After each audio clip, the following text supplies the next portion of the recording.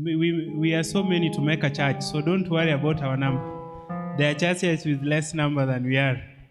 So let's really celebrate God in this APM Sabbath. 422.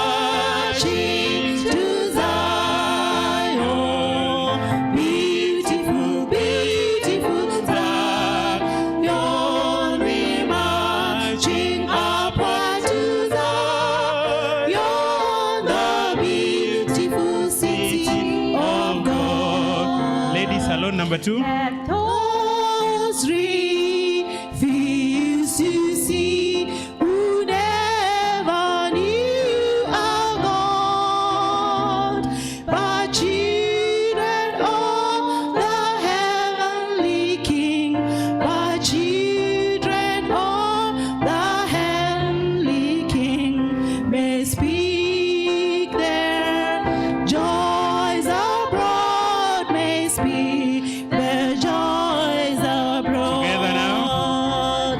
We marching to Zion, beautiful, beautiful Zion. We marching upward to Zion, the beautiful city of God. Men number 3.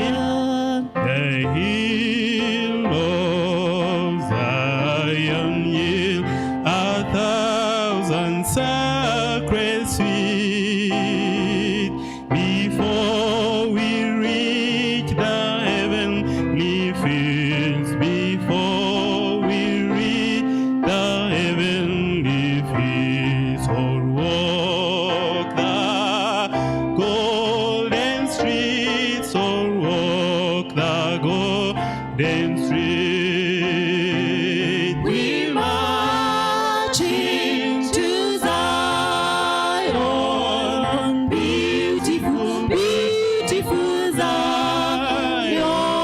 We marching upward to Zion, the beautiful city of God. All of us, number 4. Then let us on Sabbath and every tear be dry. We marching through Emmanuel's grounds. We marching through Emmanuel's grounds to fairer worlds on high, to fairer worlds on high. We marching to Zion, upward to Zion, the beautiful city of God. Twinenda Zayuni, mji mzuri Zayuni, twinenda juu Zayuni, ni maskani ya Mungu. 434. Ladies will do number 2, men 3, all of us 4. We speak of the realms of the blessed.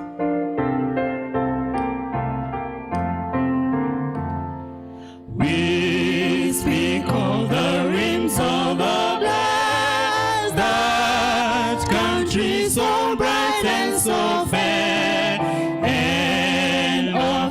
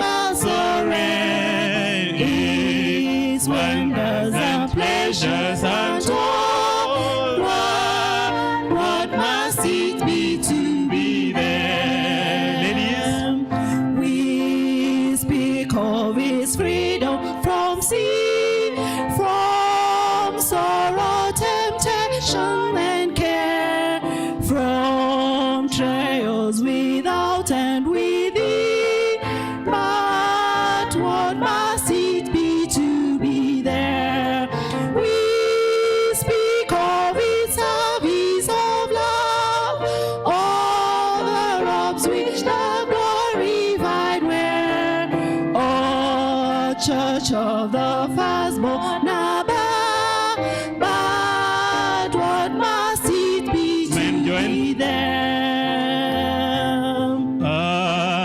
Morning is all at an end when raised by the life-giving word. We see the new city descend, and on us a bride for the Lord. The city so holy and clean, no sorrow can breathe in the air, no gloom of affliction or sin, no shadow of evil is there. Do not miss temptation and war, for heaven my spirit prepare, and shortly I also shall know and feel what it is to be there.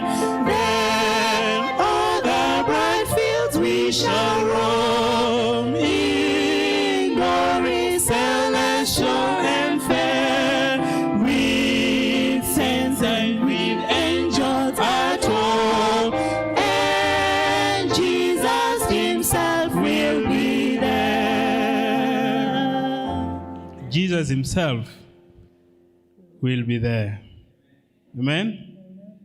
Yeah, we are a good church. We are 327. Ile sasa tukikuwa tunataka kuweka Harrison first elder, tuweke 24 elders, church clerk, Kaoga, AWM, you know.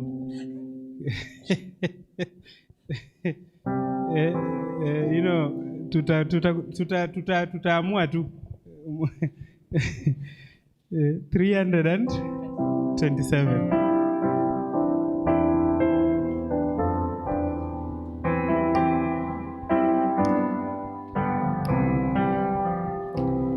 I'd rather have Jesus than silver or gold. I'd rather be his than have riches untold. I'd rather have Jesus than houses or lands. I'd rather be led by his nail-pierced hand than to be a king of a vast domain, or be held in sin's dress way.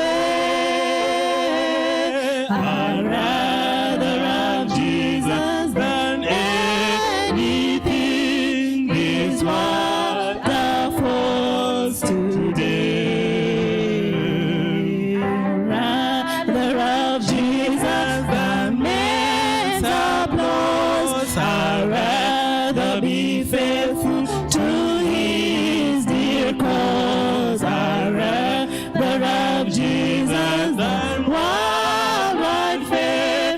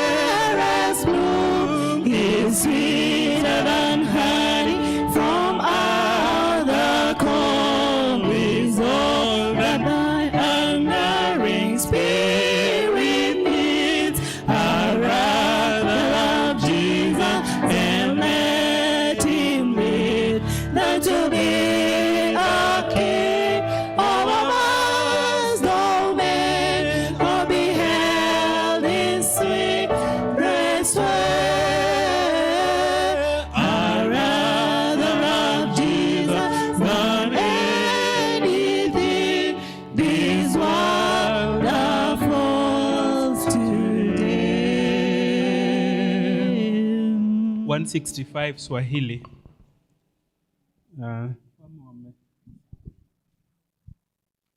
Ahadi tamu kwa wanao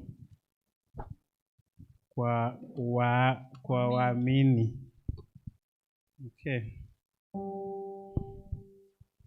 No,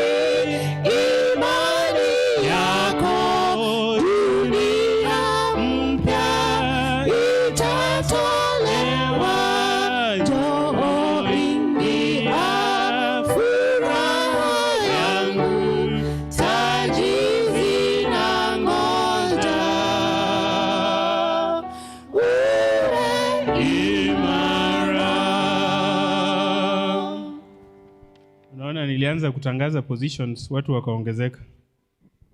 Baya, sasa tulishaamua wale wachache tulikuwa hapa ndio tutakuwa viongozi wa hii kanisa. Sasa treasurer naona nikipalia Sharon Kimuyu. Bado zingine zipo. Tutaendelea kupeana tu. Sawa. 125. Hata nyinyi nitawakumbuka tu. Sijasahau. 125 Swahili. Uniangalie atuambia.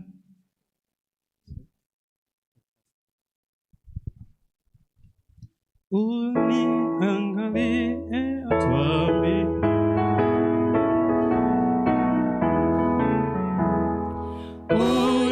Uniangalie atuambia. Yesu aliyetufia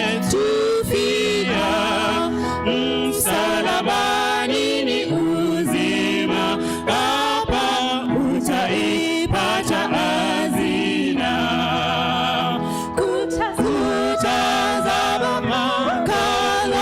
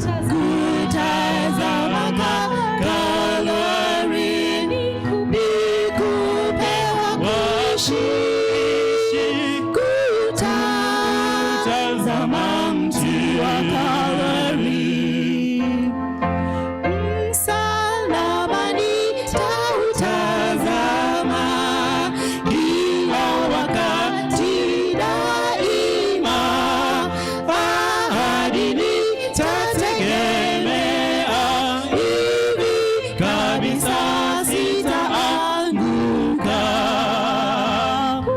Kutazama Kalvari, kutazama Kalvari, ni kupewa kuishi. Kutazama mti wa Kalvari. And we do the last one. Sorry. 456. Tuko karibu kumaliza uchaguzi. Tujapata positions gani? Secretary, church clerk. Hey. No, church clerk tutachagua baadaye. 456.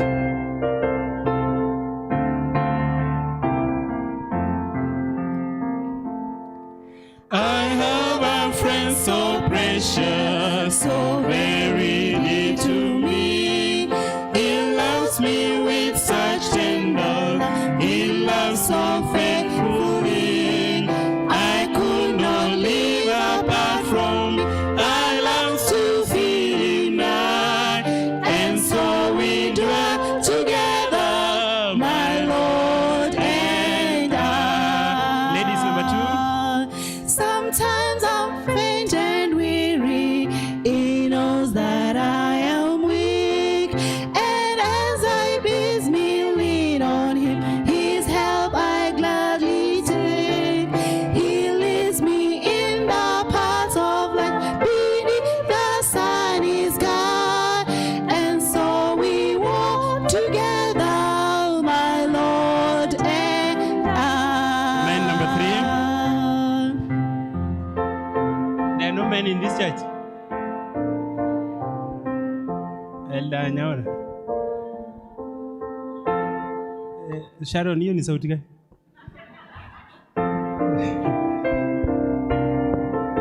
Number 3, man, we go.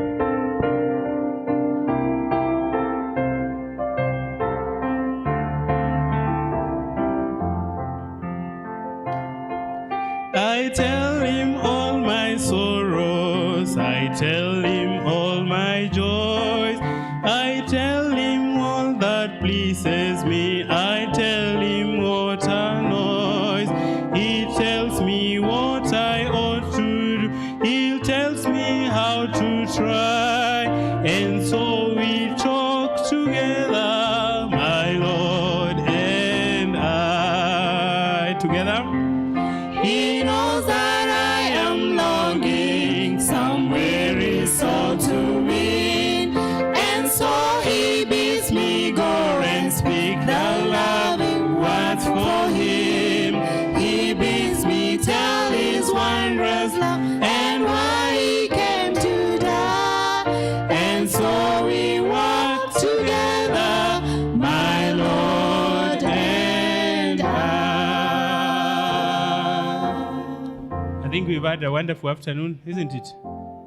Yes. Deputy, church clerk will be married. I was looking for her, not seen her. So, wengine tutawakumbuka. Bado kuna mingi, hata head deacon bado. Hata music bado. Correct? Lakini Joff ndiye angekuwa head deacon ni vile yuko hapa. Joff Katono. Let us pray to end this session. We thank you, God, for giving us voices to praise you this Holy Sabbath. We are getting into another program. We pray that you lead us through in Jesus' name.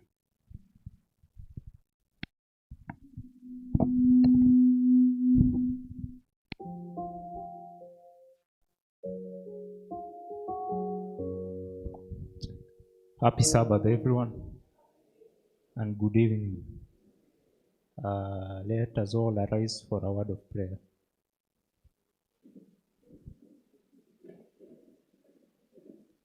Dear Father in heaven, we thank you for this high Sabbath. Thank you for speaking with us. We ask you to send your holy angels and your Holy Spirit be with us. Also bless the speaker of this hour, Brother Paul Mutune, which is a humble prayer in Jesus' name. So I would like to introduce our speaker for this evening, Brother Paul Mutune. Welcome.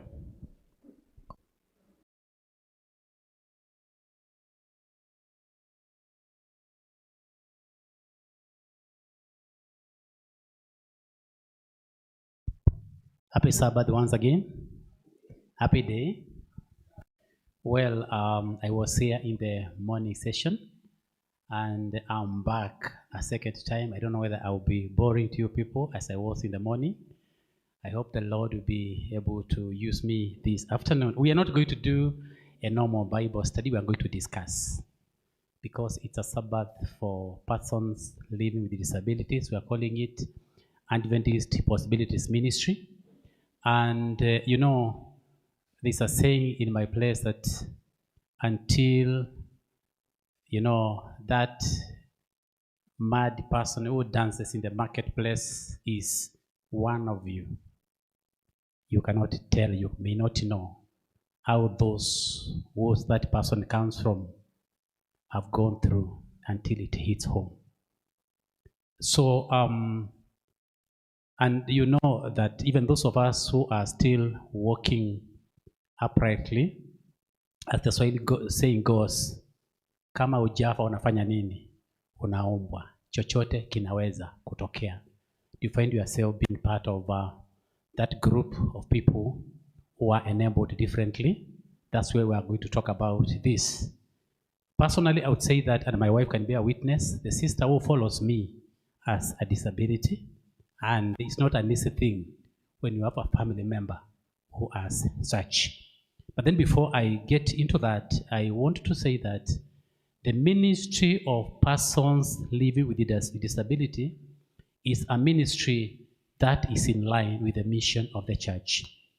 And I know most of us may not remember the mission of the church, and we say that the mission of the Adventist church is to proclaim to all people the everlasting gospel in the context of the three angels' message found in Revelation chapter 14, verse 6 to 12. Meaning that it is a mission of inclusivity.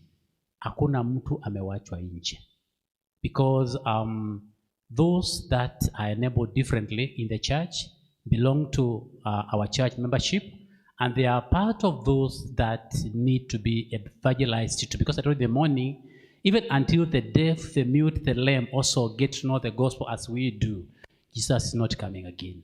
And those that can reach out to such people are you and I, who can hear, who can see, who can walk.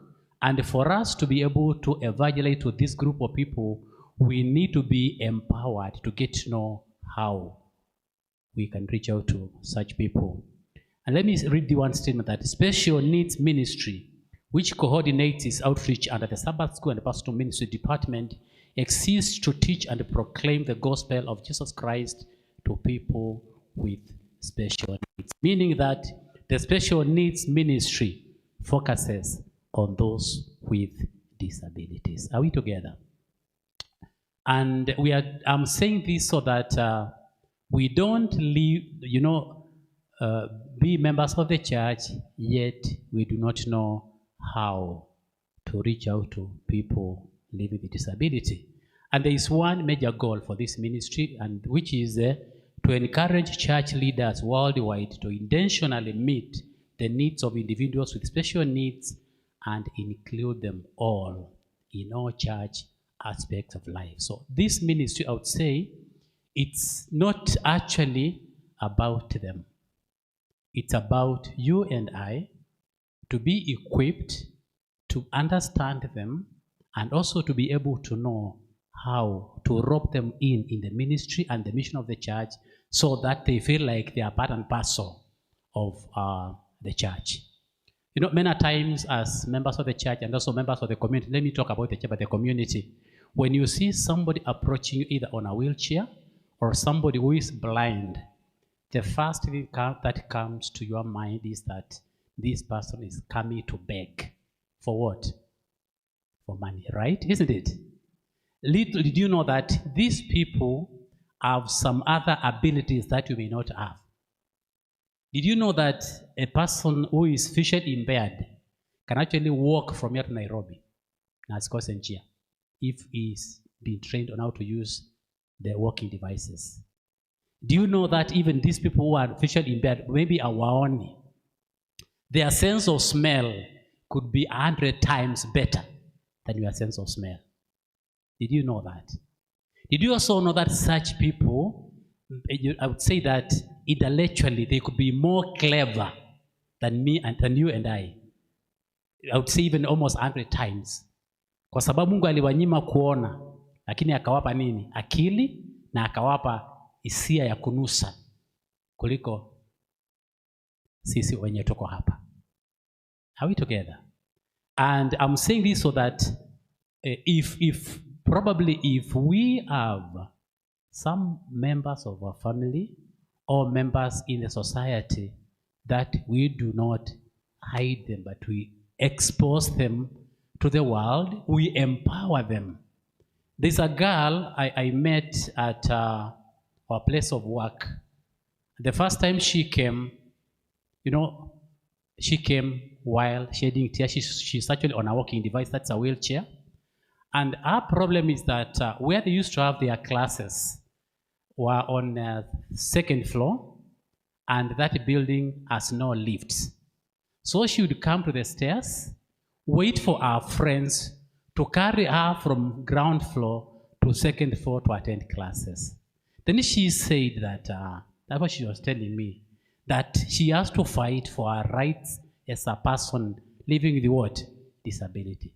So she went to the principal's office. She first came to me, went to the principal's office, I left her there. She didn't get any help, but then she wrote an open letter to the Vice Chancellor of the university. And because she's a fighter, those classes were moved from that place. Those who know it in Nairobi, it's a place we call CCU. The classes were moved to the main tower where there is a lift that would take her from ground floor to where the class was, because she said that she has rights like another person. And you see, there are times you find in some stairs, unaona chuma zimewekwa kutoka hapa mpaka chini, unafikiria ni zangu na wewe za kushikilia tukishuka chini. They are not meant for us. They are called ramps. They are meant for those people who have problem with walking, so they can hold themselves from ground floor to where they want to go. Those are called ramps, and they are used to enable those people to be able to climb from where the ground step to the upper step. Unafikiria ni yako tu, ukisikia kizunguzungu unajishikilia. No, they are not for us. Are we together? Even at the church where we have this, we should have a ramp from this red carpet to where that flower pot is, so that if somebody who has a problem walking can actually hold him or herself from down there to this place. We are talking about a ministry that is all inclusive in terms of not just the preaching itself, but even accessing infrastructure. Ukienda pale in our restrooms, I have not been to the ladies can tell us because that is their space, but in our space, the gents, they are not user friendly to anybody with disability. Are we together? And I'm going to say that I'm just reading again. It's a booklet known Special Needs Ministry, which I downloaded from the internet. It says that the mission of Special Needs Ministry is to bring all members into the work of Christ, to promote full inclusion of members with disabilities. And it is important to focus on each person's abilities, talents, and relationships with God. What can the church family do to encourage and support a member with a disability? How many of us are in specs? I and Steve tunaweza kujihesabu. Those who are in specs. Yes. We should be classified under persons living with what? Disability. We have a visual what? Impairment. Because some of us cannot read without using what? Specs. Some cannot even drive without using what? Specs. Others, so it can't, hata mwalimu without specs you may not be able to play the keyboard properly, isn't it? Ni kweli. Kumaanisha ya kwamba na wacha hata hivyo. even some of us, I'm one of them, we walk with implants in our bodies. Mnajua? Labda unakachuma kako mahali kwa mwili, you do not even know. My colleague who is an auditor tells me that she had an accident some 10 years ago. She has a metallic rod from the neck here down to the lower back. And when she is walking, you cannot tell. And she says that nobody knows that she has a what? That disability. Meaning that we are all candidates of such a what? A ministry. So we are saying that it's a mission that is meant to promote full inclusion of members with what? Disabilities. And let me also read again. Individuals with disability may not be aware of alternative resources that are available. Therefore, a goal of special needs ministry is to help people with disabilities access those resources and the support they require to feel fully included in the what? In the church. You know, we may come to church, sing and jump and praise the Lord, and there is a member of the church who has a challenge, then he or she goes home empty. They may not have the ability to hear. We've come, we've sung. They are seeing us open our mouths, throw our arms, they are getting nothing. They go back home, the next time they will not come because they feel what? Excluded in the ministry. Well, I want to pose a question to all of us before I continue, because I want to talk about what a special need is. Then again, let me ask from those of us who are in the congregation. I'm one of them who has a sister who has a challenge, the one who follows me. Let me ask, how many of us in our homes have somebody, either a brother or sister, an uncle, an auntie, a child who has a special need? I'm saying 1, 2, 3, 4, 5, 6, 7, 8, 9. We are quite a number, meaning that it is true. This is a ministry that we require among what? Ourselves. Probably if I would have one mic going around, those who have raised their hand, just to tell us in one word the kind of special need that our person, I've told you, my sister suffered from meningitis many years ago, and she got paralyzed on one side, was hospitalized for close to 3 years, and she's there. She's a happy girl, never married, but still with a baby girl, but then she's part of our family. Isn't kweli? So, one of the mics, just to share among ourselves, to get to know probably the special need that we have among ourselves, so that we can know what to do so that these, our family members, can feel part of not only the family, but also part of the church. Ikikuja kwako, to feel free to share with us, because it's good to get to understand the importance of this ministry among ourselves, so that when you get home as a person who is empowered, to also empower that other person who is living with that special need, you may know what to do. Even we also talk about the language that we use when we are talking to people with such special needs. Mike, there is an hand. Because tukiwaona, you know, on a wheelchair, we feel like we should help push them to where they want to go, yet they don't need that. Yes, my sister. Happy Sabbath. Happy day. I have a cousin who is deaf, so we normally use sign language to communicate to him. And since we don't know those sign language, many other times we usually speak to him through his mother, so that we may be able to know what he wants from us. And when the mother is not around, we hide ourselves because we don't understand one another. And when we don't understand one another, he thinks that we are laughing at him, and he will start beating us thoroughly. So I think this ministry should be embraced in our church. Sign language should be made mandatory even in our schools, because we as young people, we never know. Maybe someday, sometimes we may be blessed with a person who is not talking. So how will you be able to communicate to your child and get to a mother or a father? So I think everyone should just have that passion to learn sign language. You never know. These people need to know about the gospel. How will you be able to reach out to them? Another case is in my church. We have one deaf person who normally just go home empty just the way you said. He comes to church, nobody's able to interpret to him what the preacher is speaking. So he just sit there, look at the preacher, look at us while we sing, and then he goes home just like that. And I really felt for him, because many other times those sign language interpreters who come, they don't come frequently. They just come when there's a function in our church. So it really pushed me. I really desire to know this sign language so that I may be able to help him. At least he may understand whatever the preacher preaches, and yet I think we should just help. So I really need those classes. Hata kama ndakuwa peke yangu class, I don't mind.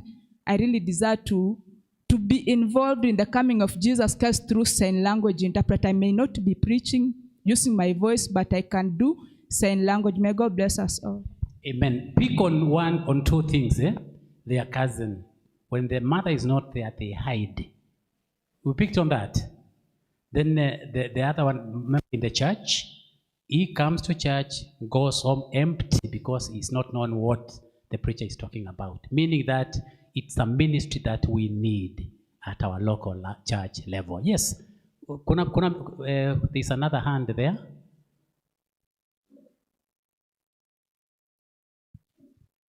Happy Sabbath. Happy day. Happy day. Happy Sabbath.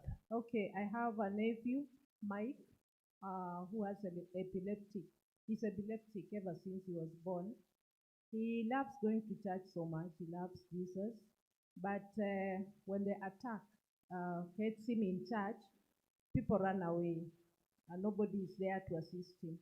And whenever he comes to church, people would not like to sit with him because they do not know when he gets the next attack. So at least with this kind of a ministry, we'll be able to understand such people, even what to do in case the episode happens when he's in a crowd congregation. Yeah, thank you. It's a ministry that we actually need among ourselves. There were several hands. Who wants to share with us? Yes. Just to get to hear what people go through who have persons with special needs. Yes. Happy Sabbath. Happy day. Happy day. Happy Sabbath. This is my elder sister, and we never knew what was the problem when we were growing up. I remember at the time we thought it was like something that needed this so-called ulemo in quote, and the problem developed. She can be well at times, but once in a month we thought of hii ugonjwa ya kifafa, but it is not. So I was trying to get to understand from the doctors, but I was informed that it is more or less, the symptoms are more or less of bipolar disorder. And currently, she is at home. She is someone that cannot go to school. I remember by then when she was in class 6, alikuwa mtu mwenye wakisoma na wenzake, she was able to even to order teacher out of class. Yani, all of a sudden, then ordering madam or the teacher out of class. So ilibidi atolewe shule because she was not able to be in school. Then this thing has happened that she cannot stay with anyone. It comes within a month and it happened within weeks. Then she's just okay. When you meet her, you cannot know that she's going through this problem. So I was consulting a doctor at Kenneth who told me the character more or less bipolar disorder, but currently she's at home. And I always pray to God just something to come through even for her healing. Currently she has a daughter and a son that we are taking care of as a family, but she's just at home. She's someone that you cannot take to any cause, to any place to stay. It is us family who understand how we operate with them. So we have such kind of people in the society. Thank you. Sure. And remember in the morning we said that the call that Jesus extends to those who have faith in him is, Lord, will you make me what? Whole. Such things need somebody of faith to step in the gap for such members that we have in the church. It's only that most of us lack that faith that we can trust in Jesus, that he is able, available, and willing to do the impossible. So we may need, as we talk about this ministry, we may need to, to put our faith into practice and tell God. You know, there are times I say that you tell God that I am not going to leave. I will hold on to your hem of your cloak until you bless me or until you answer my prayer. If you say yes, I'll be okay. If you tell me no, I'll be okay. If you tell me wait, I'll still be okay. So long as a Christian, we exercise strong faith in God that is able, willing, and available to do what seems to be impossible in the eyes of God, of man. Well, as we take the next person, allow me to say that a person with a disability is usually regarded as having a physical or mental condition that limits his or her movement, senses, and activities. And in church setting, the determination of a special need is typically based on self-reporting or the report of family members or caregivers. I'm saying this because not until us church members report to the church leadership that we have this family member who happens to be a member of the church and has a special need, the church members or the church leaders may not know. Sini kweli? Meaning that if we have such people among ourselves, let's not shy away from telling the church leaders that we have this member of our family who has a special need and he or she may require this kind of service from church members. I said in the morning of that family that had locked up one of their own, kwa nyumba ya giza. Then they would give that person food through a small window. The committee didn't even know that there was such a person. That meaning that members who are able try the much they can, as she said, even to hide such family members from the society. No, but not until we expose them to the society, we expose them to knowledge, we expose them to what happens around, they may not even know that this and this exists. We have phones that have been made for persons who are visually impaired, where they can touch and they can be able to make calls. We have laptops that are specifically meant for such people. They can type like the way we do hata kama hawaoni, because the world has acknowledged that we have these people and they need to be recognized. Let me say again that the dignity of people with special needs must be maintained. Most children and adults with special needs highly value independence. So mothering or patronizing them is more harmful than helpful to them. For example, as I said, when I was starting, we have those people who use walking devices like wheelchairs. We have wheelchairs that are different. There are wheelchairs that one has to push. The others that have a button whereby sinatembea tu kama ni kama gari.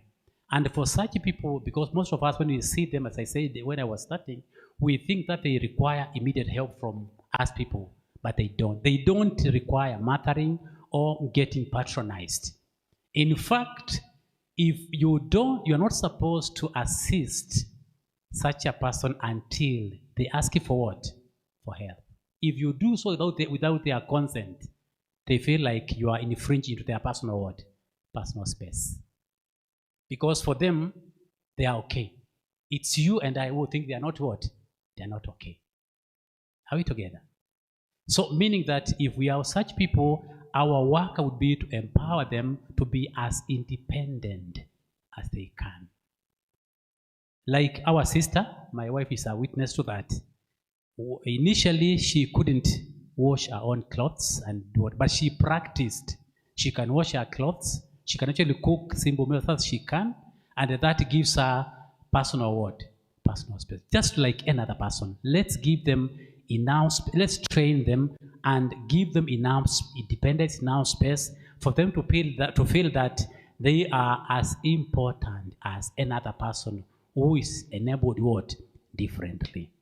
So we are saying that the ministry of the church should focus on fostering as much independence as possible for all people with a disability. And the special ministry, again, as I said, remember, it's not a standalone ministry. It works under the Sabbath school department and the personal ministries department. That is where they are coordinated from. And the special ministry, before I go to that, there was another hand here to get to hear their experience with somebody who has a special need. Who is willing to share with us briefly? Kulikuwa na mkono hapa na mwingine hapa. We've heard from the three of our members. Who else? Or we proceed? Yes, there is a sister at the far end. Then we proceed because Pastor is on his way coming. We are trying to wind up so that when he comes with the baptismal candidates, he has time to usher them in. I've been told that they are coming in a few minutes. Yes, our sister. Yes. Happy Sabbath. Happy day. Yeah, so I have a mom. She got an accident a few years back, and she was bedridden for a year. Her legs were broken in 2 places, and she has to live with the tumors on the mguu. And sometimes when it's cold or there's long distances involved, you find she tends to have this situation where her leg knocks. We call it knocking for lack of a better term. And she can even fall over or stuff like that. And I actually realized that in most of our roads and town, we do not have a place where, or a situation where we understand that people that cannot really go on a pace like that. Because I remember one time I was walking with her in town and someone just tipped her shoulder and she fell over and she could not wake up, and we had to be there for like 20 minutes for her leg to come back. So next time you're in town and you're walking and someone is going a bit slower, don't go brash or being upset and in a hurry. Be mindful because you don't know what they're dealing with. Because if you look at them, they're okay. But physically within, they're not very okay. Wana wa Mungu amjambo. You've heard that as we walk fast and briskly in town or wherever, let's be careful lest we knock down somebody who has special need. When you see them walking slowly, just take your space, walk past them, having given them space, because you may never know. Those who have such people in their homes can testify of the challenges they go through. Some of them probably are continually on painkillers, allow me to say so. And there are times they take those drugs, they forget because they've taken them for long. And you see, it takes somebody who has a strong will to live with such people in our homes. And in the church, the ministry of special needs has at least 4 goals that we need to remember, so that as we plan to train our members on sign language and other trainings that they should go through to be able to work for and minister to these people, at least we remember these 4 goals that we need to embrace as a church, especially our Syokimau Central SDA Church being the mother of churches around this area. And one of the goals that the special ministry focuses on is accessibility. I'd mentioned that earlier, but allow me to repeat this once again. That special need ministry assists church leaders where we elders and other leaders fall, and I'm happy Elder is also here, in learning how to make all structures, buildings, and programs available to all. The goal is to provide an environment in which everyone feels welcome, regardless of her or his physical or mental condition. Firstly, architectural or physical barriers must be addressed and eliminated. Church facilities should be accessible to all. Physical elements to consider include accessing parking lots, ramps that I've spoken about for those who are on wheelchairs, halls and bathrooms that allow for wheelchairs, and rooms for worshippers who require quiet spaces or privacy for medical care. Okay, we may be limited in Syokimau, but let's consider ramps, especially here kupanda hapa, so that Elder Getange, we may, if we happen to have somebody serving on Sabbath and it belongs to people with special needs, they can access, Elder Getange, are we together? They can access the pulpit from this side in a comfortable manner.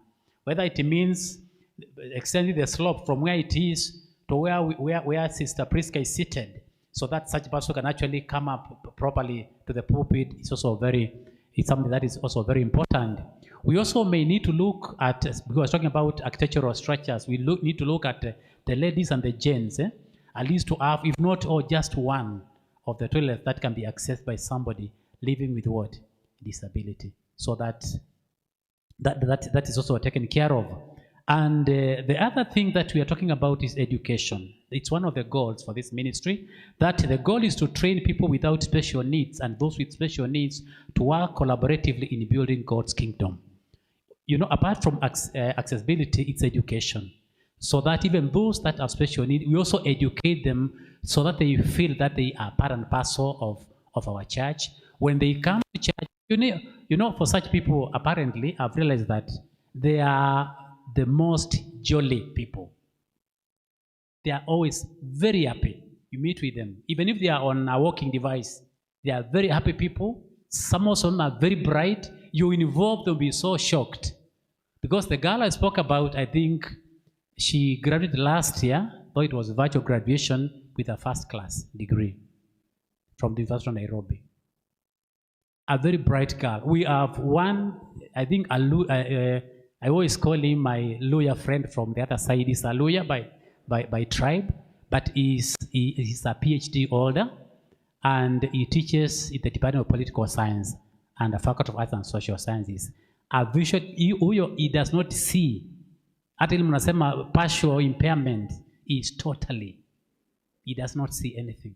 But he is able to walk from building to building using his walking stick, and he knows each and every corner. Surprisingly, he is able to walk from our place of work to town and back on his own. Are we together? Meaning that these are people who we are not any different from them. Because Waswahili wasema ya kwamba aliyekunyima hiki akanipa gani hiki kingine. Are we together?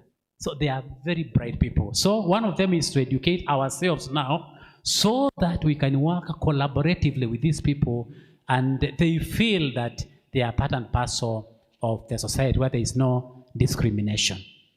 I'm imagining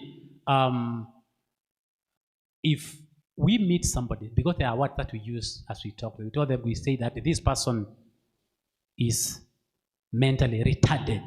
No, it's a word that people use, but it's a word that is so demeaning that the person feels like he or she is less of a what? Of a person.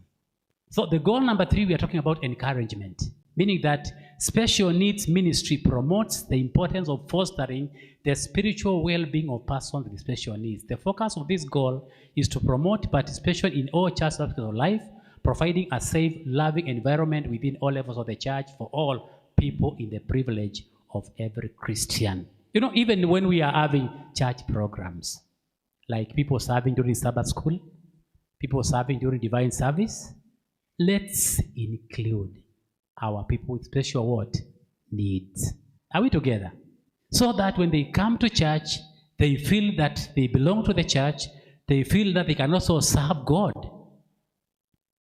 I don't know, how many of us remember this lady who was and is still a musician? Adam na Eva walitenda, Adam na Eva walitenda. Who sang that song? Mary Otieno. She's visually impaired. But the soprano that this mighty lady can sing, I think very few of us can match her. Are we together? And I'm told that apart from her being a musician, is she a teacher? Yes, she's a teacher by profession.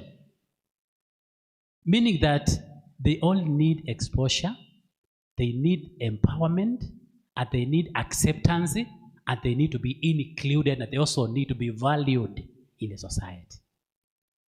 I think Mary Otieno has sung so many songs that even Syokimau Church Choir has not produced. Because when I was still a young boy, we used to sing her music. She's still singing. And then she also got a partner which was very supportive, meaning that if you happen, unajua, to be a person with special need, one does not have to be born that way. She said her mother was involved in an accident some few years ago. And I believe our sister's mother was a normal lady, isn't it? Meaning that every one of us can actually find themselves in such a situation. So if it is you or your spouse who find themselves in such a situation, they need a strong social support system. And the first number one social support system are the family what? Members. Are we together? I watched a clip yesterday as I was preparing for this of a lady who said that she was tricked into marriage by a husband's family. I don't know by who else. She didn't know that her husband to be had been epileptic since he was, I don't know, 6 or 9 years. And then on the day of the wedding, after they said, I do, the man converses and he goes unconscious for half an hour. And nobody was there to help this lady. She stood watching her newly wedded husband on the ground. And what she did, she broke into a song, changed the atmosphere. Until the husband woke up. They've been together for, I think it's about 46 years right now. They have 5 children. She has been very supportive of this husband. People spoke her into walking away. But she said, because I said I do, I will not. I will support my husband until death does what?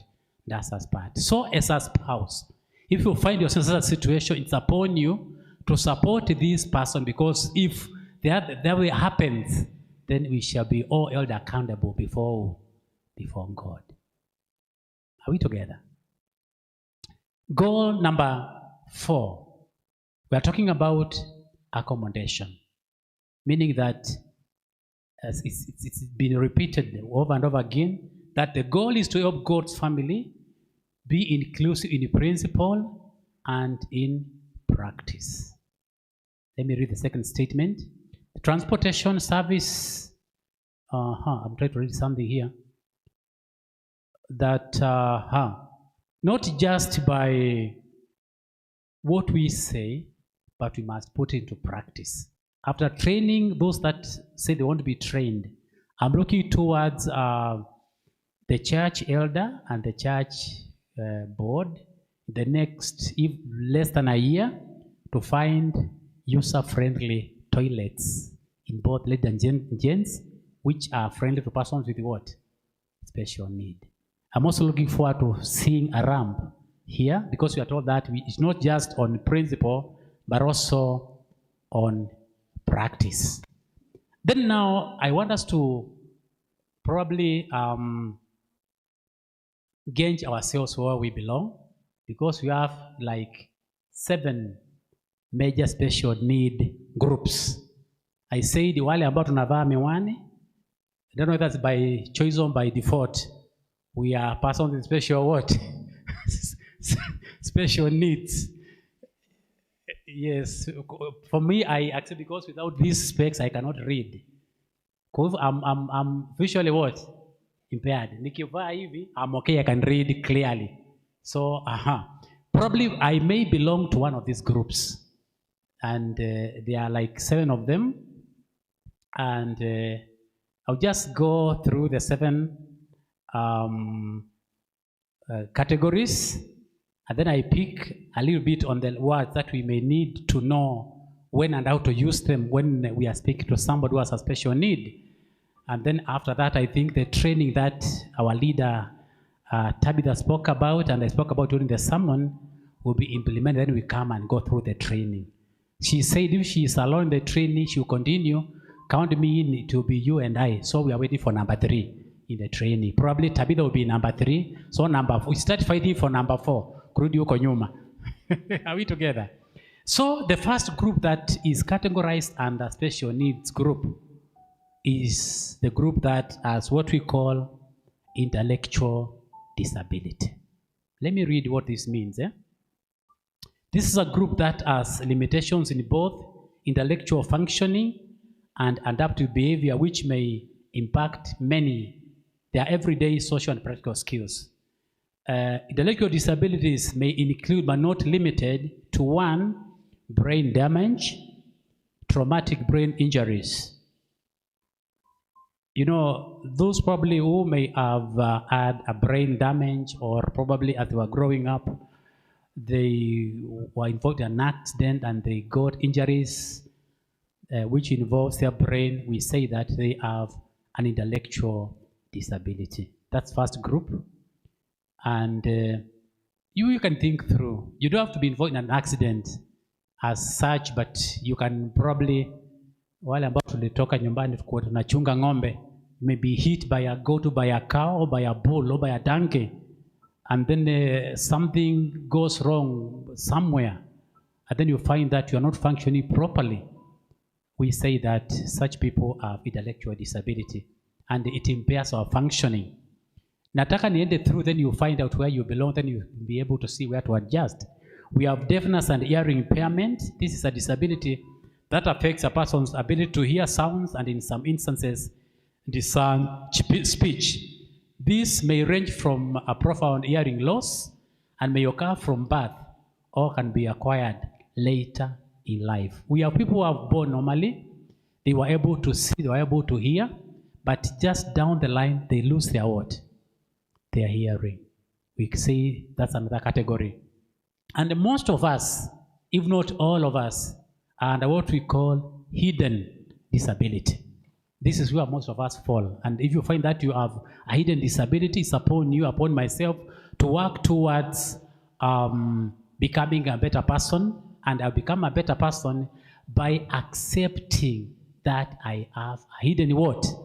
Disability. And we are saying that it is a condition that is not really observed, although it may greatly impact one's life. In terms of, we are saying that this term encompasses many conditions and they are not limited. One of them could be arthritis. It's one of the hidden what? Disability. We also have what we call seizure disorder, whereby you may not even know that Mutune could be suffering from mild, moderate, or acute epilepsy. It's hidden, and that's we are being told to look into that. We also have people who have issues with high blood pressure, diabetes, cancer, sickle cell disease, chronic fatigue syndrome, cystic fibroids, attention deficit disorder. We call it ADHD in psychology, autism, Asperger's syndrome, and learning disabilities. We call those hidden disabilities. People walk along with hypertensive drugs, ndawasa sukari, all these things. You may not know, but this is a hidden what? Disability. It's upon you if you are monitoring blood pressure, diabetes, and all these things to get to know what to do and when to do, what's supposed to do, what to eat, what not to eat, so that you can manage your what? Your condition. These are classified under hidden disability under our manual from the church, which is called Special Needs what? Ministries. So, I know most of us, I'm one of them, are battling some of these hidden disabilities. When the nurse or the doctor tells you, don't do this, don't eat this, do this, it's upon you to change your what? Your lifestyle. That's why sometimes when you see people in church, Elder Gitange, the sermon is past 1, going towards 2, people start walking out, their sugar levels are where? They are down. Those are some of us who have hidden what? Disabilities. We've got to recharge our systems. So even our leaders so those of us who stand here to preach, let's also not go beyond the time, because some people are under what? Medication. But remember, the Lord said, if you will, not that, but the Lord himself is saying, would you want to be what? Mend whole. That is a call that the Lord is still extending. Then we have what we call mobility and a physical disability. It's a disability that limits an individual's capacity of the performance of the activities of daily living. They may need assistance in moving from one place to another by using a wheelchair, a walker, or a cane. And individuals of very short stature with amputations or cerebral palsy may also have mobility issues. Now, not even these people, even as we grow older, tunapoendelea kuzeeka, we may also suffer from what? Mobility and the physical what? Disability. Those of us, our grandparents, our grandmothers and fathers, let me say, and even those of us who are going 60, 70, 80, we are heading where? If the Lord does not come in the next 20 years, isn't it? So we may find ourselves under this category, And we are saying that when that happens and we need assistance, then we also need social support system. Tunasema ujana ni kama moshi, lakini uzee ukija haubishi hodi. Si ni kweli? If we are to live beyond 100 years, utajipata na nini? Walking stick. Why we may need assistance. Then we have what we call emotional and psychiatric disability. This involves a pattern of psychological or behavior symptoms that cause an individual significant stresses at times and negatively impacts their ability to function. And these are many. They may include but not limited to what we call schizophrenia. He spoke about bipolar disorder, and bipolar disorder and schizophrenia are a little bit related, whereby if Paul asks, or if Mutuni asks a bipolar disorder, I can be on either extremes. This minute I'm where? This side. I'm so excited, so happy. The next minute I'm where? On the extreme end. We are such people. And we are also talking about panic disorders also falls under such. Depression. We have what we call obsessive compulsive disorder and phobias. Phobias could be many. There are people who suffer from height phobia. They cannot actually climb 2 feet above the ground. There are those who suffer what we call maybe like chameleon phobia. They see a chameleon, they fall sick. Others could be snake phobia. They see a snake, they will not be able to do what? To sleep. Yeah?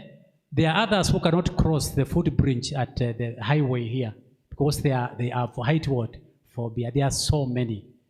And we are saying that these are disorders that if you know you have such, seek help. We also have communication disorder, whereby we are saying that it affects a person's ability to communicate efficiently and effectively. There are people who are very good communicators, but take them to the public and give them a mic like this one, they will stammer until they'll not be able to communicate. It's also some kind of a special need, and we say that such people also need to be abreast. Then we are saying that these individuals may have challenges with speech or language, and they may not even be able to express themselves. They may also have issues with voice disorders, articulation errors. This is what we call disfluency, often referred as stuttering or stammering, and they may not be able to communicate effectively because of that. Mostly it's out of, they fear crowds. Even the sight of this mic alone is enough to instill faith in such a person. Then we have blindness and visual impairment, where I said that some of us maybe could be there, which we say it includes and not limited low vision. I know of a student who can only read when he brings the book close to the eyes this way. And he's a very bright student. And he was disadvantaged. We started online learning, but then we are working on his case. They can also include what we call glaucoma. Those who are in the medical world can know that. Cataracts and blindness. We have all these people among ourselves. And you see, as I said, those of us who are in specs, we are partially, we have some kind of a visual impairment. Now, ukiambiwa kwamba ndio some vizuri like Mutuni, wear specs, I'll wear them to correct my what? My vision. So it's about getting to know how to live with the special need that you have as a person. I also know of somebody who actually had a disability. She wasn't sick, but she couldn't find size of her shoe in any shop. Mguu yake ilikuwa kubwa sana. Haumwi, but you go to barter shop, there was no size. You go to each other's shop, I'm told the only way out was to go to the barter shop, have a size taken, then it has to make a shoe ili atoshee vizuri. But she was okay. But she would tell people that I will step on the ground, you come draw the map of Africa using my word. She was proud of herself. So another thing is that let's train them to appreciate themselves the way they are, encourage them, empower them, and make them feel that we love them, we value them, and like them being in our family, it makes us feel special, because any family that has a special needs person is also a special what? Family. Because God must give you grace to live with this person. God has to give you grace to empower this person. God has to give you grace to accept this person. Are we together? Watu wa Mungu hamjambo? Nimeongea mengi sana. Kuna maswali yoyote before we move to the next and the last phase? We are doing this as we wait for pastor, because I'm told it's on its way coming with the baptismal candidates. It could either be a question or a comment. It's an open forum. A question or a comment. Kuna mkono kutoka wa sister hapo. Nani mwingine? Kuna mkono pale nyuma. Somebody to give the mics. We have 1, 2, 3, 4 people. Comment or question, because as I said, kuna wengine pale. Can we have 2 people?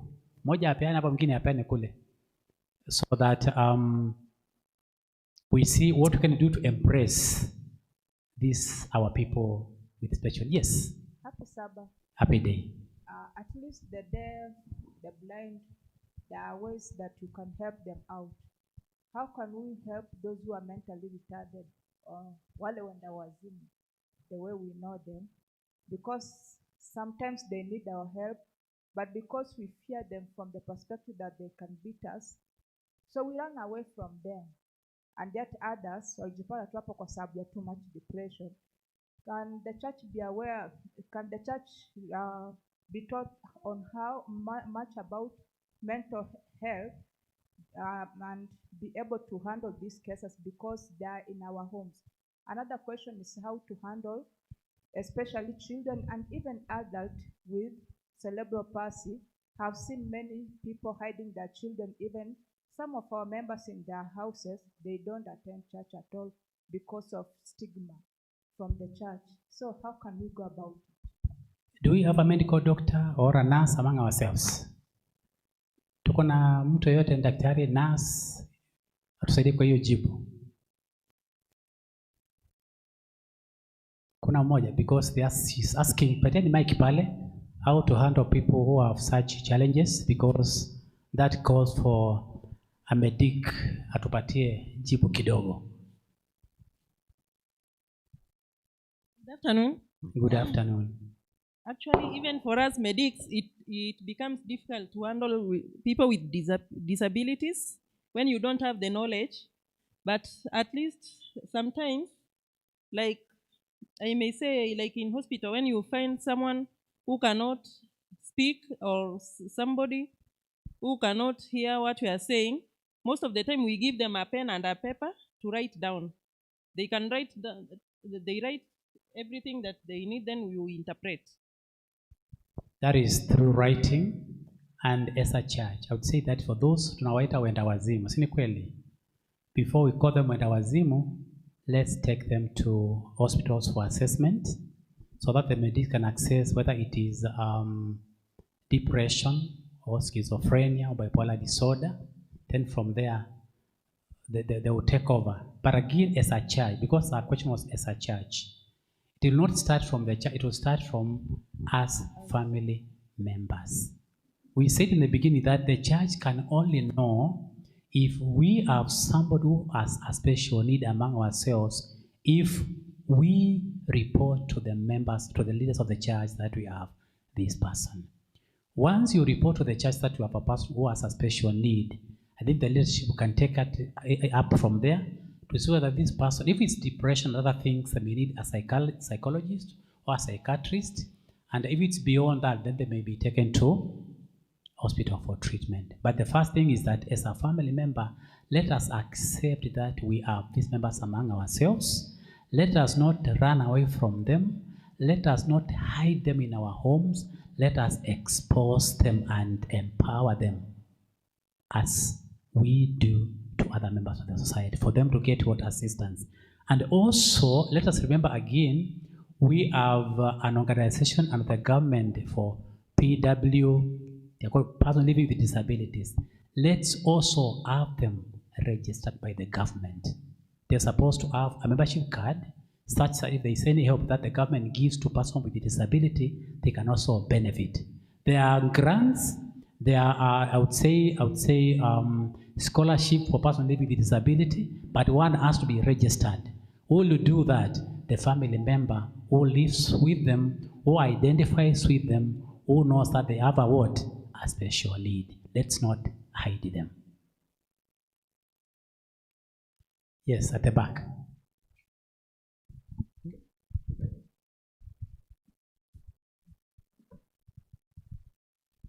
Thank you. I'm Elvins. I just wanted to add to what you just said. That was my point of interest, because you're talking about how to also empower people living with disability. In other words, those who are able differently. You have talked about government. You take them to the hospitals, they're categorized, they're given a card. Then from there, after the former government introduced something to do with the AGPO, like access to government procurement opportunities.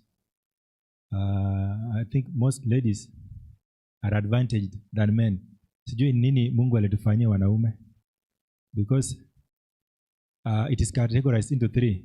We have youth, we have women, and people with special needs. Now, when you are a youth and you are a man, you have a limit. Kuna place itafika, certificate cannot be renewed anymore, because now you are in the other group. But for women, once you are a woman, you are a woman. You will be a woman forever. So you will renew until you die. But for a man, you said even it reached a time when you cannot even walk properly. So you are coming to join the group of disability. But the government does not care about that. The family will take care of it. No wonder most men after retirement, 3 months wanaenda. But ladies, tuwasaidia wanaume wakisatoka huko. So we are talking about you have somebody who is able differently. You have them in your family. Kuna this access to government opportunities. Wapeleke, they register, just move to Huduma Center.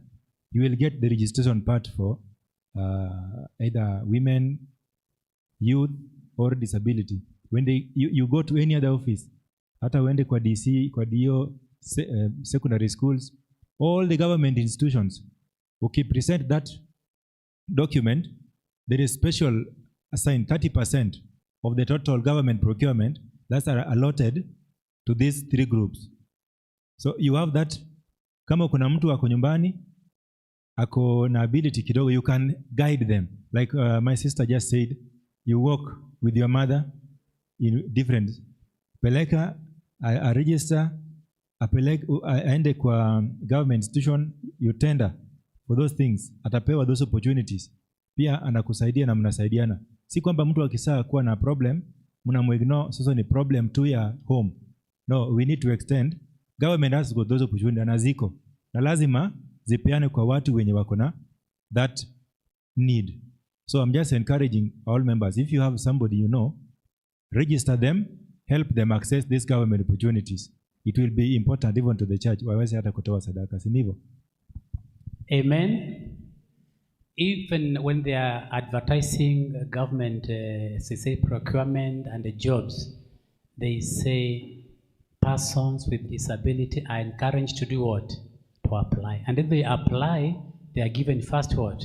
Priority if they have the qualifications. At our place of work, we have a department that deals with persons with disability, and the head of that section is a lady called Mildred Omimo. She's a sister from Luoland, and she's very energetic, though she works on crutches, and her vehicle is customized in a way that she can drive from home to her place of work. She's a very proud lady, let me tell you, because she's empowered. She graduated with a master's degree some 3 years ago.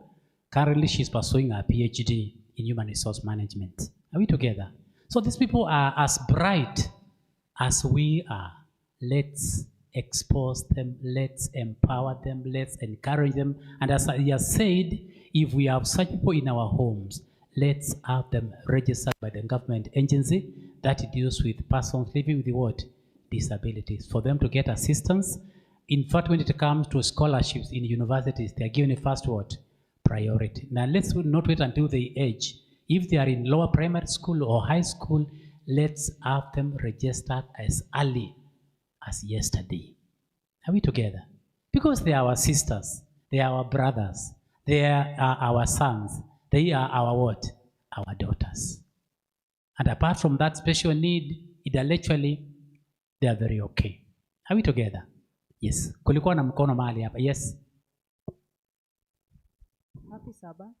Happy day. Happy day. Happy Sabbath. I think today I've also learned, and nimeona hapo umesema disability pia ni communication. There's a communication disorder in that unaona microphone unagopa. So I've also realized I'm also disabled in some way, because you find that before even I speak, I have to pray, you are sweating and what, all like that. So I would like us to read from the book of Mark.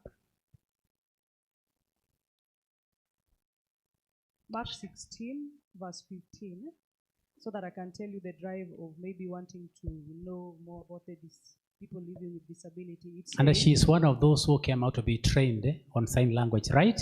Yes. Yes. It says, Mark 16, verse 15, it says, "And he said unto them, Go ye all into all the world and preach the gospel to every creature." Maybe we can underline to every creature.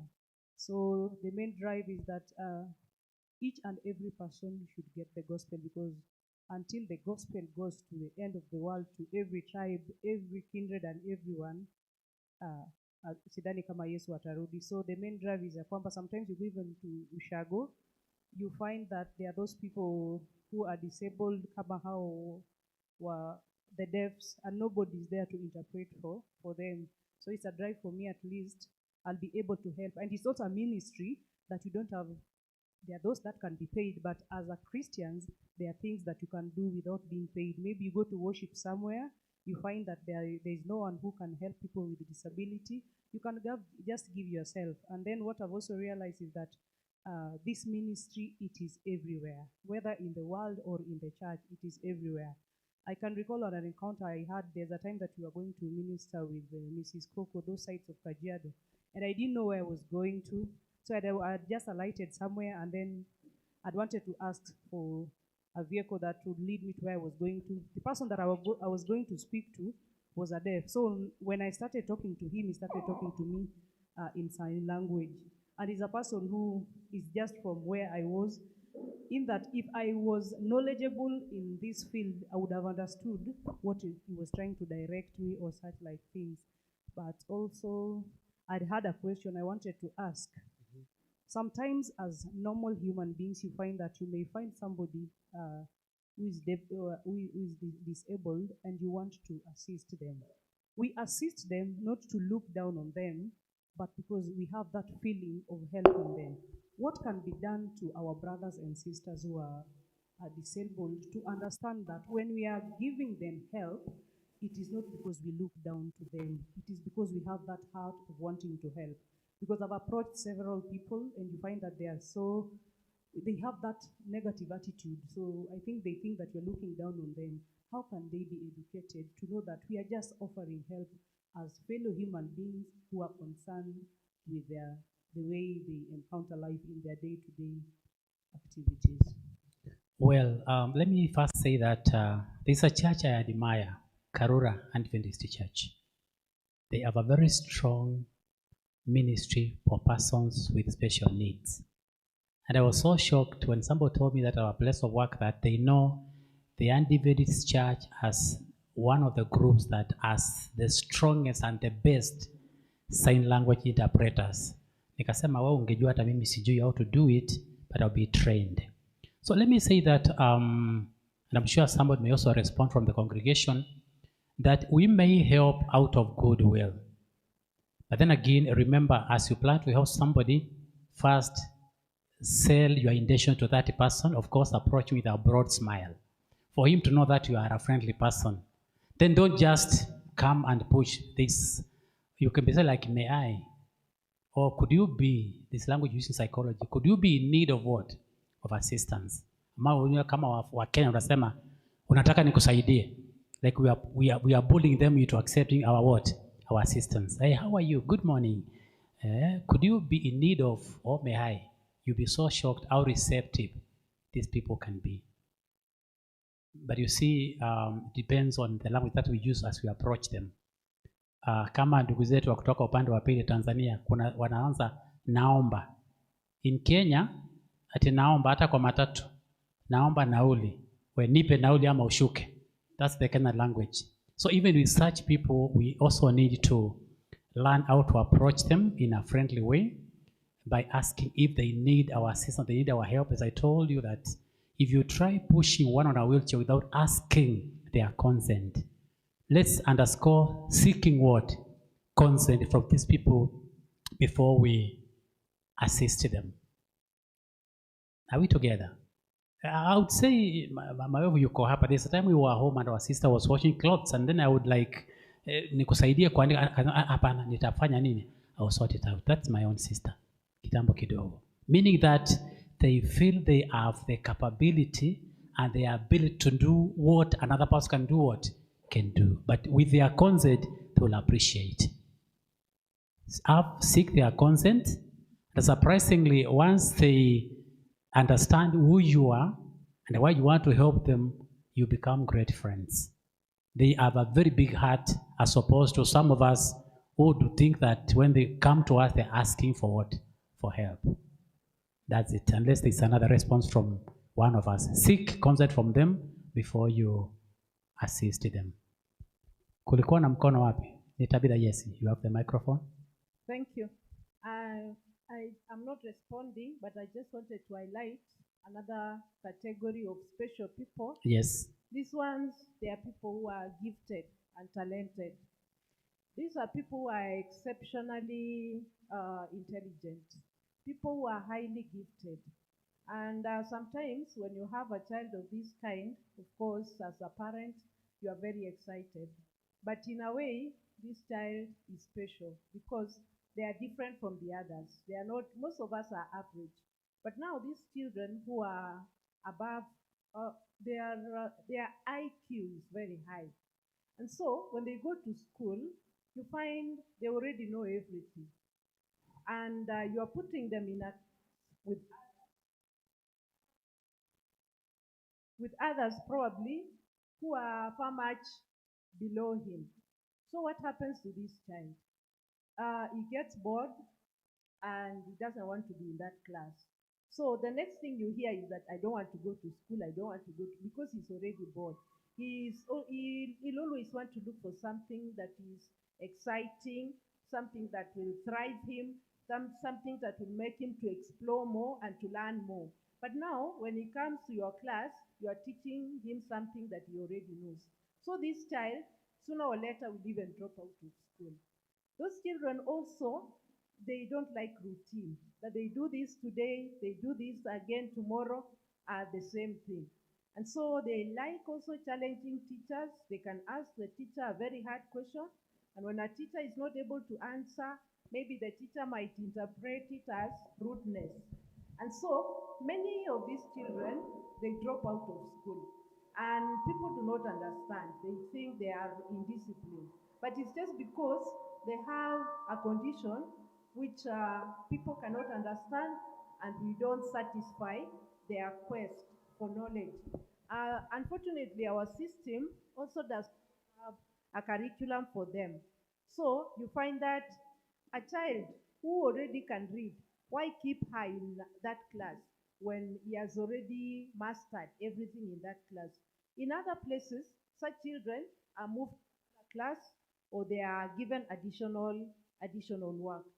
And so we really need to understand them, first of all, biologically, socially, and then we provide for them a curriculum that is able to satisfy them.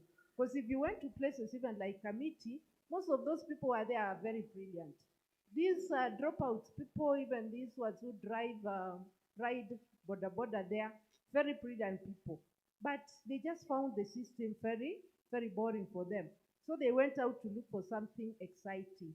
So it's good for us to also realize these people who are exceptionally good are also special in some way. And therefore, get them a curriculum that will suit their need. Thank you. Are we together? If we have those that we call genius in our homes, let's understand them. Let's not be overexcited about how clever they are, but let's put them in a curriculum that suits them so that we do not even rush them in their developmental milestones. Are we together? Yes, I don't know what time it is. We're supposed to end at 4 before Pastor comes. And then kuna mtu mwingine, as I move to the next phase, because we're almost winding up, we are looking at the words that we need to understand when we are referring to some of these people, because they are as emotional as we are. Some of them could be even more emotional when you look down on them. And there are terms that we can use and they feel like we are looking down on them. For example, in the church, we had what we used to call a ministry for persons living with the word disability. It was changed to Adventist Possibilities what? Ministry. Because the first term was a bit demeaning to such people. So the church sat through the general conference and thought it wise to change this name to a name that is more accommodating. That does not sound like these people are not being respected. So we are saying that when we are referring to people who have challenges, we would say this is a handicapped person. We are being told instead of that word, let's use a person with a disability or a person with a special need. We also used to use words like afflicted, unfortunate, or less fortunate, but we are told that we should use disability or person with also a special need.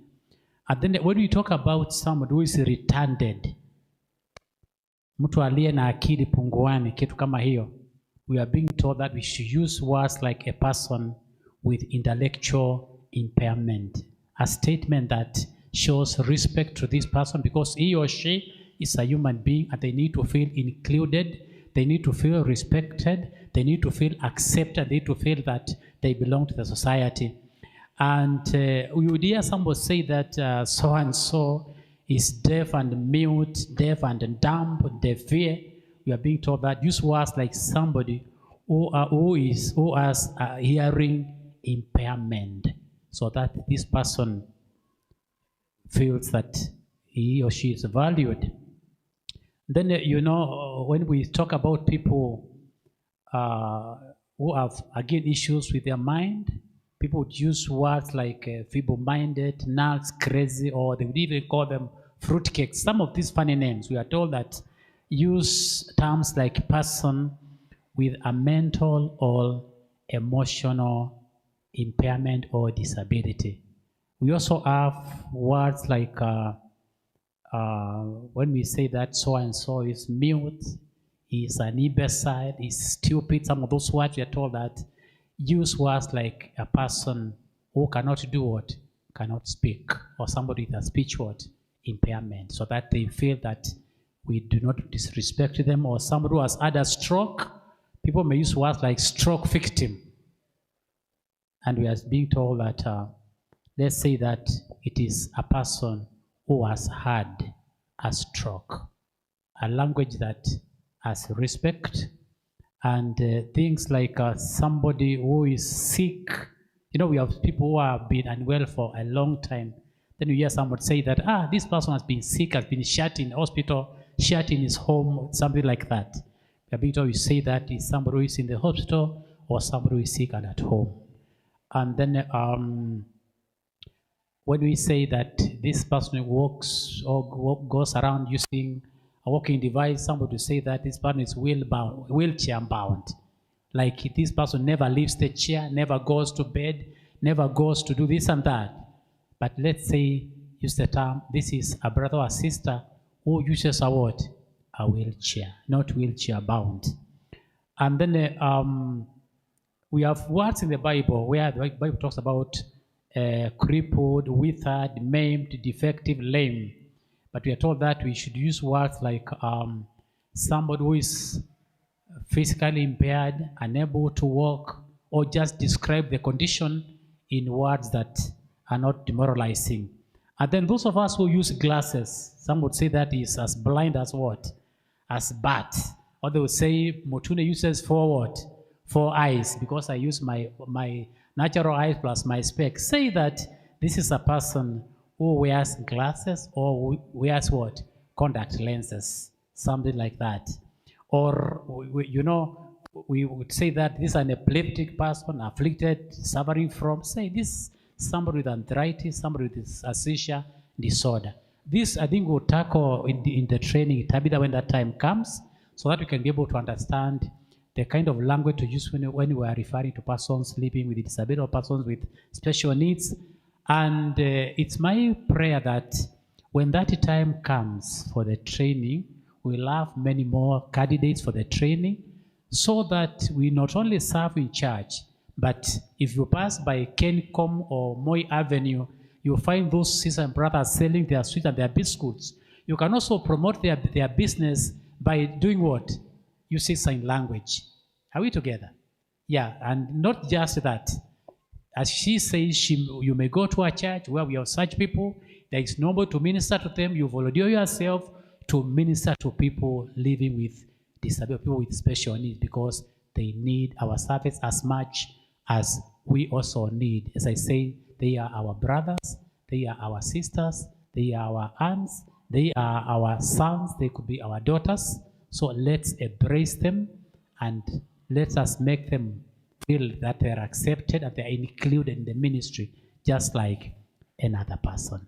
May God bless us. I'm done, unless there's a question.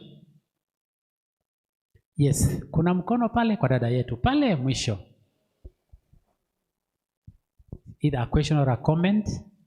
And I'm looking forward to a full class when we shall be having training for this ministry, because we need to have them feel like, yes.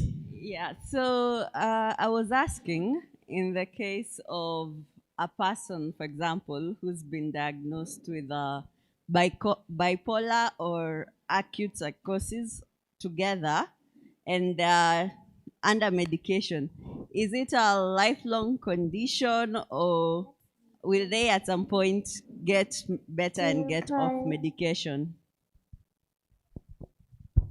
Sorry, I can kindly again? I was saying, for someone who has been diagnosed with bipolar and acute psychosis and they're under medication, is it a lifelong condition, or at some point do they get better and can survive without medicine? She's asking for somebody who has been diagnosed with bipolar disorder or whichever condition, and they are on medication. Is it a lifelong disorder that they'll be on medication forever, or will there come a time when they'll be off some of this medication? That's a question that I think those in the medical world can probably answer, though from where I sit, some conditions are managed. But I know we have nurses and doctors in the house. They respond to that. If Mutune has bipolar disorder or schizophrenia and is on medication, we want to know whether I'll be on this forever, or a time will come when I will be off this medication.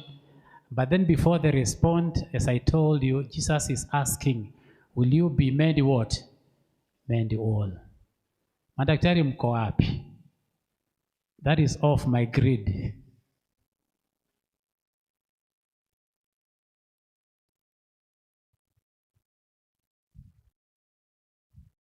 You know, bipolar is like a moody disorder, which is on either extremes. One is either here or this other side. Many times managed through medication, but then I'm not able to respond to that. Let our sisters give a response. Yes. Okay, what I can what I know, once a person is diagnosed with mental disorder, it is a mental disorder. There is no way you can say that this person at one time will come off medication, but there are times when this person is very calm and you cannot, as per se, you cannot see or say this person is mentally ill. And there are times when this condition is on the higher side, when this person is on the extreme side, but a mental person, you can't say that there's a time they will be out of medication. Normally, they are under medication and psychosocial programs that help them. And especially the members of the family, we usually encourage members of the family to be with these people. They embrace them, they show them love. Those such things help them together with medication. And when they are dealing with them and they live together with them as family members, once they accept them, these people, you normally find them, when they are shown love, at sometimes you will see that if they see that they are accepted, there is a time that you cannot actually see or know this person is mentally ill. But there are at times when this disorder is on the higher side, this person has to be calmed with the medication. So we cannot say that this person can out of medication. Maybe. Dr. Stella? Okay, me, I was outside. Kindly ask the question again.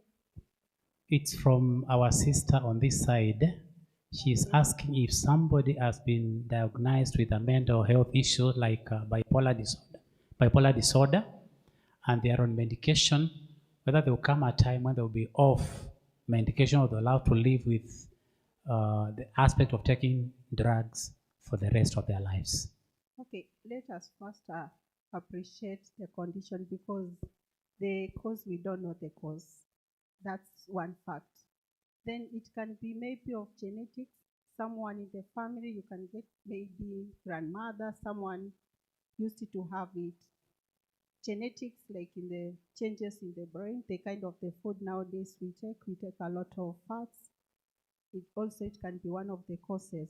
Then again, it can be environment. Nowadays we work in a very stressful environment. You know, bipolar is mood swings. One day you are okay, the next day you are not. The next day you feel like you don't want to talk to someone else. So it's the best way is to manage the condition. You keep on managing. So when you see this kind of person, just encourage him or her. Let him know that she's loved. He is loved in the community because everything changes within minutes. So diagnosis is very key, and also the way you manage the condition. That's all. Unless there's something else. In the morning, I don't know that, Dr. Sarah, you were there when we started, we spoke about social support system for such people. Yes. And the system number one is the family.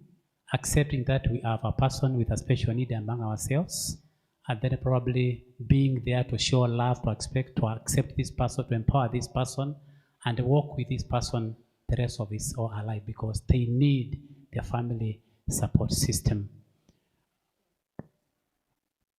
Yes, we were to, I don't know whether our time is over. I'm told Pastor is still on his way coming. But then any other comment or question? We are winding up.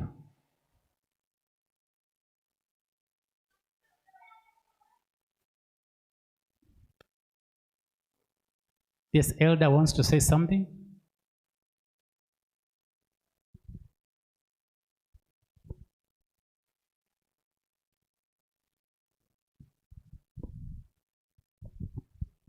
Happy Sabbath. Yes, you've taken us through a very important aspect or part of our society or the people that we live with on a daily basis. Previously, in those days of old, no one used to care whether you are disabled or abled, because I can say the world was not really informed. But with time, you find that organizations have come up with interventions, with some measures to also assist and give equal opportunities to every Kenyans, regardless of your ability. Like if I can mention a few, in the corporate sector, you will find that organizations have a program for equal opportunities for everybody, regardless whether you are disabled or disabled differently or otherwise.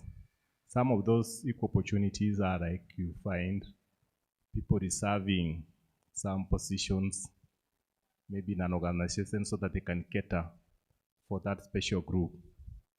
You will also find what we call corporate social responsibility. Corporate social responsibility is a measure by corporate organizations to assist institutions or people living with disabilities. Some of these institutions you find are like children who are autistic, and they have some form of institution where they are catered for. So you will find well-wishers and donors coming to support this kind of group. When you go to the government side, there are some incentives like exemption from paying tax. If you have an income and you are a person who is living with a disability, you find up to a certain measure, you are exempted from paying tax, just like the other citizens. Of course, some of the measures are like the fiscal ones we are seeing when you are accessing the buildings. There is easy access to government premises or even private premises. You'll go to a public place and find some reservations for parking. You know, so there are some parking lots specifically reserved for this particular kind of, or for this group of persons. In church now, like where we come in, of course, we recently acquired this camera now to capture the sign language interpretation. You'll find people also trying to feel at home. So I can say the world has really evolved over time, and now we have a better way of handling people who are differently abled from the rest. I think that was not there in the past. So to us as a church, we should also look for ways of accommodating this special kind of group. Maybe you mentioned one, like somebody could be taking drugs, and sometimes we extend our programs and we don't realize that people are abled differently. We can also think of other measures depending on the situations that we have right in our midst, so that everyone is incorporated in our decision making. In whatever we do, we move forward as a family, catering for the needs of each and every one of us. That way, I think we will even create a better environment for each one of us to live in. That is my call, that may we embrace each one of us, regardless of our abilities, because we have God-given gifts, and each one of us has a role to play in society. That is the bottom line. Thank you.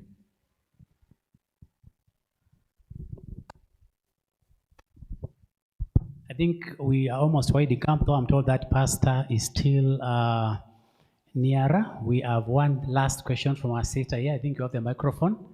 And then as she winds up, choristers, the song Uniangalia Tuambia in Kiswahili, mkuje mtuongoze.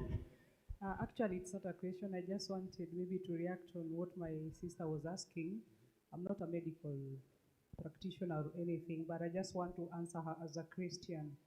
First of all, what I can say is that there's nothing that is too broken for the carpenter of Calvary to repair. And again, there's hope in Jesus Christ. So in as much as there are certain things that we as human beings see that they cannot be repaired, but God is able, because you remember during when Sarah was told that she would have a kid and she laughed. Remember, God asked, is there anything too impossible for God to do? So again, during this Hope for Africa, I had Dr. Chidi emphasizing so much on lifestyle. There are certain foods that if you eat, or there are certain habits, if you break them off, I know they will bring positive improvements in our lives. I can attest to this. There's a time that I had a friend who had an autistic child. And this autistic child, they used to give him sugar and everything. And with an autistic person, you find that when you give them sugar, they become so, well, I don't know, I've forgotten the time, lakini wanachangamuka zaidi.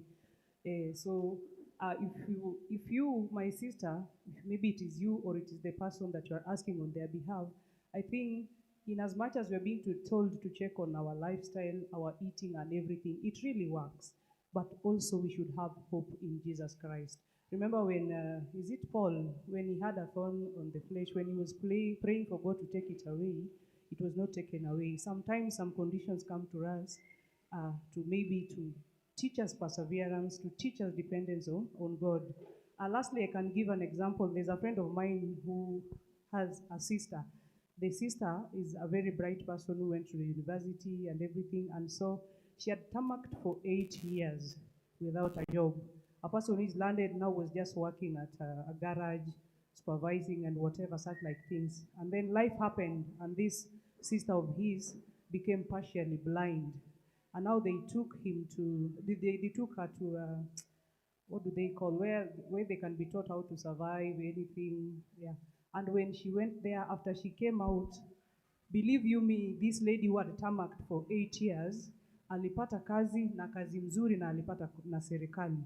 And since she became partially blind, she has even been going out of the country. So sometimes some conditions, in as much as they can be a burden in our lives, but let us glorify God in whatever condition that we are in, because Waswahili wanasema kama haujafa haujaumbika. To mean even me, I can be here today, but tomorrow I may fall under the person with needs. So let us just be positive and acknowledge God in our lives so that He gives us strength. If it is a sister, if it is a brother, like me, I have an aunt who has an autistic child. Very, very, iko ngumu sana that autism yake. And remember, my aunt alizaa akiwa after 40 years. It's something that you have lived with other kids wakiwa sawa, and then you come when you're almost retiring, you get a kid with autism. So sometimes some things happen to propel us and to drive us towards God and to depend on God so much. Hallelujah. Bwana asifiwe. Let's trust God in all conditions. Let's accept our members who have special needs. Let's embrace them. Let's encourage them. Let's love them. Let's not hide them. Let's expose them. Those who can be educated, let's take them to school, and let us tell them that they can become anybody they would wish to be in this world. Hallelujah. And as I said in the morning, let's also strategically bless ourselves and bless such people so that God can also bless us as He also blesses them. May the Lord bless us. Choristers kindly come, and as they wind up, the elder who was with us today, Elder Steve, tumalizia kwa maombi. Mimi nitaimba, elder atamaliza kwa maombi. Elder on duty, Elder Nyabuti. 125, let's rise to end the session in Swahili. Uniangalie atuambia.